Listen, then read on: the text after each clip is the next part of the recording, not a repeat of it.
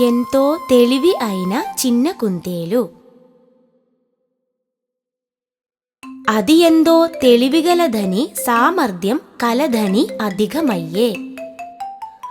అహంకారంతో తానొక చిన్న జంతువునని కుందేలు ఎప్పుడు అనుకోలే.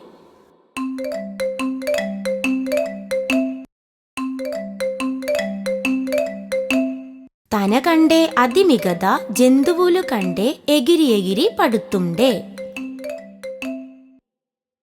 ఒక్కరోజు కుందేలును పాపం తాబేలు చూడలేదు. తాబేలు చిన్న చిన్నగా నడవకూడదు, చీమలాగా త్వర త్వరగా నడవవలనని చెప్పే.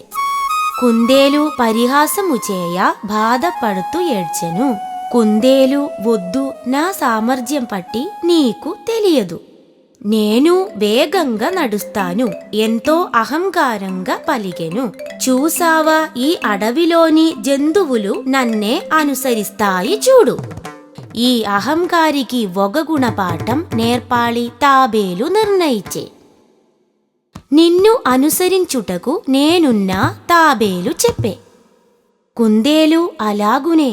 కుందేలు తాబేలును ఎగతాళి చేసే.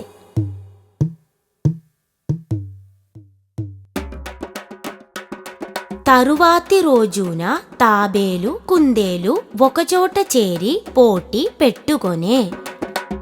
ఇద్దరు ఒప్పుకొనగా వారిద్దరిని చూడ అన్ని జంతువులొచ్చే. పోటీని చూడ మృగములన్నీ వచ్చే. 1, 2, 3 కోది పీలిచే.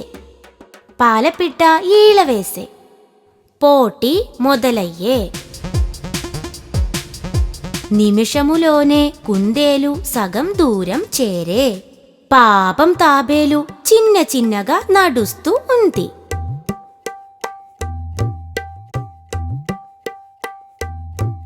నిమిషంలో సగభాగం చేరిన కుందేలుకు ఇంకా అహం పెరిగే. తాబేలు సగం దూరం రావటానికి చాలా సమయం పడుతుందని అనుకొని కుందేలు చెట్టు కింద విశ్రమించే.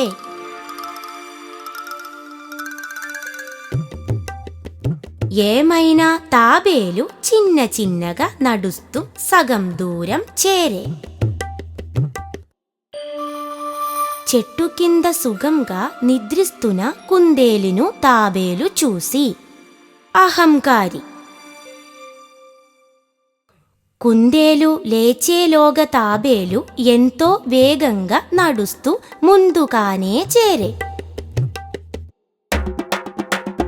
అక్కడ తాబేలును చూసి జంతువులు ఆనందమయ్యే. కోది వచ్చి కుందేలును పిలిచే. నిద్రలేబి కుందేలుగు తాబేలు పోటీలో జయించిన వివరము కుందేలుగు కోది చెప్పగా, కోదిని నెట్టివేసి అది వేగంగా నడిచి వెళ్ళే.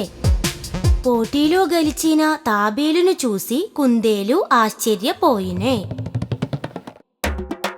జంతువులన్నీ కుందేలును ఓడిపోయావు అని పలికే. అవి తాబేలును ఊరేగించే.